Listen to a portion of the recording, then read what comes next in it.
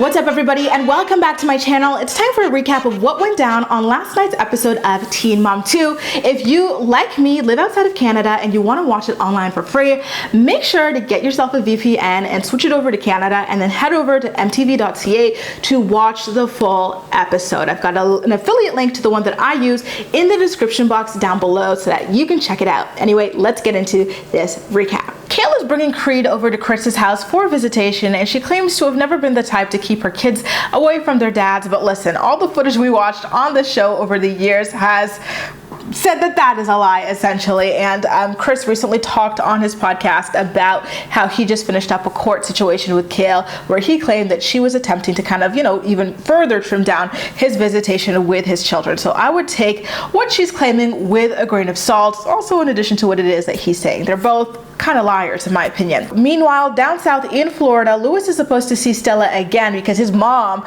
really is embarrassed after the way that Roxanne tore into her about her deadbeat son.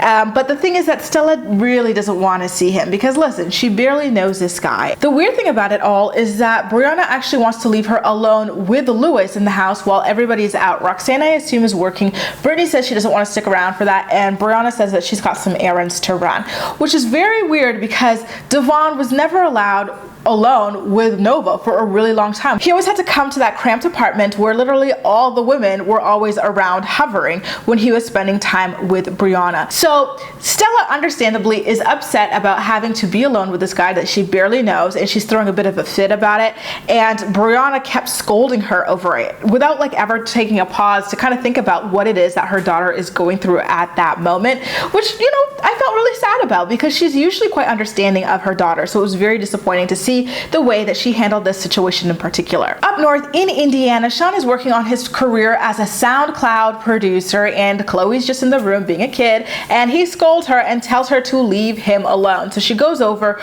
to the living room where Jade is with her friend Chow, and she's sticking Cheerios in her diaper, and Jade then scolds her and drags her to her bedroom, just puts her away. And then she sits down with a freshly finished extra large Starbucks drink and talks to Chow about wanting to open up a new salon space. She then says something that pried my jaws wide open. She's talking to Chow all casually with no care in the world about how Shawn, who is literally Chloe's father, who chose to have her, doesn't want to watch Chloe while Jade goes to work because he finds it annoying and he doesn't like, quote unquote, watching her. These are the people who love having kids and not even just stopping at one. They want to have multiple kids. And Jade recently said on Instagram that she wanted to adopt kids in the future. The fact that this guy is annoyed by the mere presence of his daughter while his unemployed ass is sitting at home is just so mind-blowing to me, and how he calls it watching her while Jade works rather than parenting his child says an awful lot. Anyway, in California, Ashley is doing well in school and ready to get her registered nursing degree, but Bar is a week behind in school and struggling with alcohol. He's acknowledging that he has an issue with alcohol.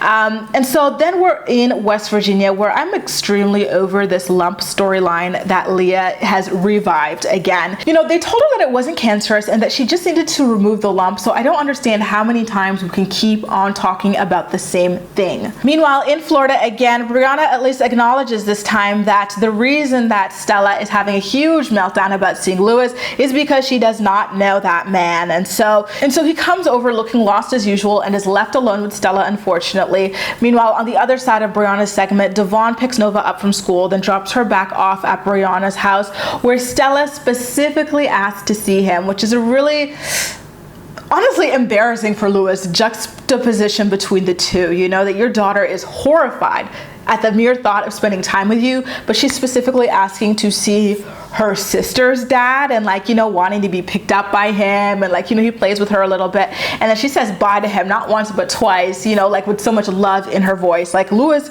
really does need to be ashamed of himself. I don't know how deadbeat fathers are able to show their faces in public. I would be mortified. We get to see a little bit more of Chris this episode as he puts Creed back in the car post visitation and flips off the cameras, and then he and Kail then start flirting when Chris tells Creed that he'll see him again tomorrow tomorrow when he, you know, drops Lux off the next day. And then Kail's like, no, you're not gonna see him because he'll be napping. He goes to bed at 6 o'clock. And then I guess she's giving him puppy dog eyes because Chris asks her, what are you staring at? Like, don't look at me like that. You know how badly you used to treat me. And I'm like, dude, stop. You used to treat her badly as well. You were both horrible for each other. Don't act all innocent. You know, he really was flirting with Kail though, you guys. Like, next, he opens up the front passenger door, looks at like her blueprint for her new house that she's building, claims to know where it is and that he recently drove by it or whatever. And then he sits in the passenger seat, you know, pointing at all the cameras, screw you, screw you, screw you, screw you, claiming that MTV can't use it. And Kail's like, oh yeah, they will. He's like, nope, not with me in it and not with me swearing. So he swears.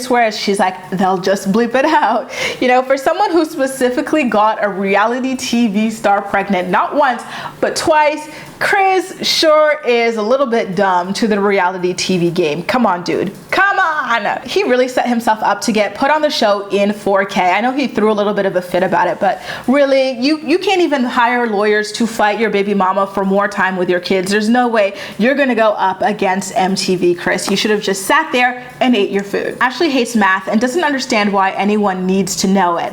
And she wonders that from the inside of her structurally sound home as she scrolls through her MacBook computer. Bar then logs on and sees that he missed his midterm exam, which was just chef's kiss, perfect timing, because listen, if he knew math, then he would have scheduled his day so as to not miss out on that exam, right?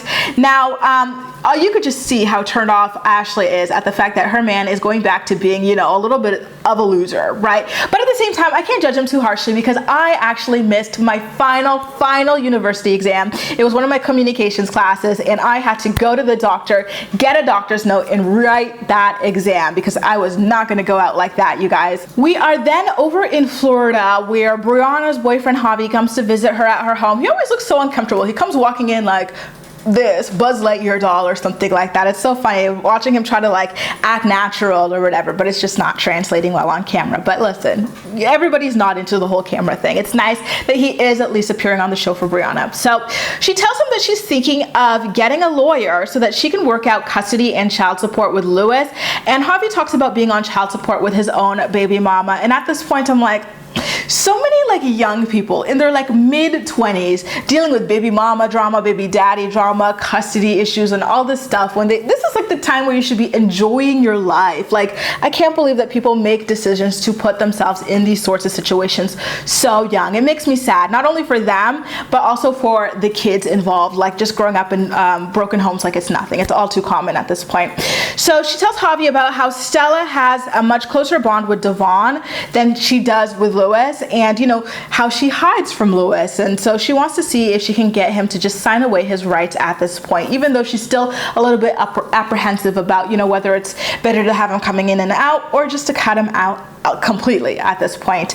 But here's the thing, if you're going to get him to sign away his rights, are you still entitled to child support? Because I'm pretty sure you're not, right? We are then in West Virginia again, where it seemed as though Leah and her kids were having Thanksgiving dinner between what they were eating, all these like pies and stuff, and then what they were wearing, like very like pilgrim kind of clothing, right? And so yeah, they never outright said it, but that was the vibe that I was getting from this dinner. And per usual, Leah is preaching and talking at her children rather than having a conversation with them, a normal one. And as usual, they are shrugging her off because you could just see they're over, you know, her act for the camera. So Allie was having issues cutting her food, and so Leah wanted to go help her with it, but then Addie's like, no, let me go help her with it because, you know, when we're older and she's gonna need help, you're gonna be dead, so I need to be, you know, on one side I'm like, oh, that's so sweet and thoughtful, especially with her comments last season about how she wants to be a doctor to help find a cure for MD. But on the other hand, I'm like, well, damn, we're already counting down to Leah's death already. A little awkward, but kids, you guys. So, you know, instead of just like laughing at that comment about how like she'll be dead when they're a little bit older, Leah's like preaching again. She's like, no kids, I'm not going to be dead when you're older because I take care of my health and my wellness, you know, all of this, except obviously the whole doctor situation, right? Because here she is avoiding getting a lump taken out because she's worried about having a little scar on her boob, which will probably be like this and can be faded with scar cream. And second of all, Addie calls her out for vaping. The girl is vaping. She is so fake and corny. Even her kids have to clock her on it. How embarrassing. And so to divert attention away from the fact that Addie just clocked her for, you know, putting it on for the cameras per usual, Leah switches and dives into the possibility that this non-cancerous tumor that she has could be cancerous. Like, girl, they already told you to remove it before it gets to that point, and here you are playing Tweedledee Tweedledum with it. So just stop. You don't need to put this stuff on your children. Just get the lump removed and move on with your life. By the way, I had to skip through the rest of it because it was just too much for me. Then we're back up north in Indiana again, where Jade and Shawn are talking about the salon that she wants to build, and Chloe starts trying to take the dog away from Shawn so that she can play with it, and he's like, stop it, god damn it, to the kid. And I'm like, whoa. And then you know, Jade takes her, she's like, you know, she's jealous of the attention the dog's getting. And then at this point, Chloe kind of just drops the iPad that was in her hand, and it's like, she's got little hands, it happens. It didn't seem like malicious, like she was throwing it or anything like that. And so at that point, Jade snaps, drags her to her room again. You know, she's like, oh my god, this is so embarrassing. Every time we're filming, you know, it makes us look like we're, you know, bad parents with like a demon kid. And then Shawn, who obviously looks high out of his mind, is like, well, you're half right, and we're not bad parents, and we do have a demon kid. Really, Shawn? Really? I'm so sad for that kid. And again, this child, all episode long, by the way, she was in earshot, Chloe, right? Because the bedroom is right across from the living room.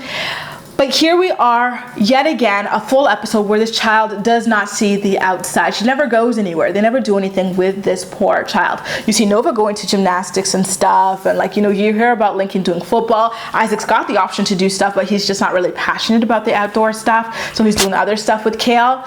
But this child is always, and then they, you know, Ashley took Holly to like some place when she got engaged and stuff. They went on this adventure, and so, you know, this child is always all locked up, cooped up in that damn house, being screamed at and sent to her room by her parents. It really is sad to watch the way they deal with this poor thing. So Jade then also complains to Shawn that her parents can't help out with Chloe, as if Shawn is not sitting at home unemployed all day, every day. You know, oh wait, I forgot. He doesn't want to watch, raise his daughter because he finds it, and I quote directly from Jade herself, annoying. He finds it annoying to watch his own daughter. So what part of that is not an S-H-I-T-T-Y parent? You know, like, she is not a demon kid. You just very clearly do not like being a parent, and you know, she can sense that, and that's why. And also she's cooped up, and that's why, you know, she kind of gets a little frustrated sometimes. So listen, he tells Jade at this point to shut up because she's the one who signed them up for the show, and she tells him, well, you've got no problem cashing the checks, which is very much true, right? And then he says everybody always has to walk on eggshells whenever Jade's upset, and then at this point Jade demands that, you know, they put the cameras down. I'm like, stop calling the shots. You are not the producer of this show. Like, you are just the hired talent, and this is what we're paying to see, y'all. And at this point, you know, our besties kind of just lower the camera, but they don't turn it off, thank God. And yeah, it's just annoying. Mind you, Jade at this scene, earlier she was just finishing up an extra large Starbucks drink, I'm probably sure was full of sugar. Now here she is drinking a Diet Dr. Pepper after her weight loss surgery. God bless, God bless. She never, and let's go. God bless, God bless. And last episode, all she was eating was Chinese food for dinner. And before that, it was Chick-fil-A at Brianna's house. I'm just saying. Does she ever drink water? Because I cannot remember a time when she ever drank water on this show.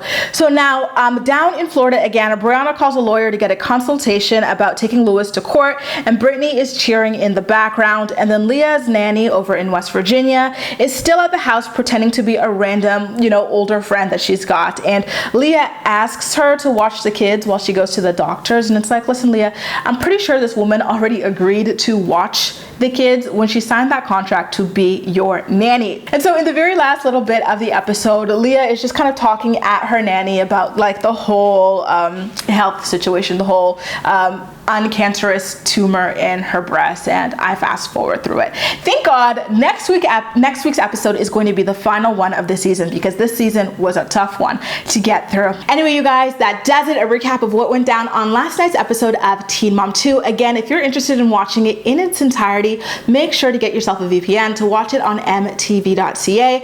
I've got an affiliate link to the one that I use in the description box down below. But in the meantime, make sure to let me know what you thought about everything in the comment section down below, and we'll chat. That's all for now. Thank you so much for watching, and I'll see you next time.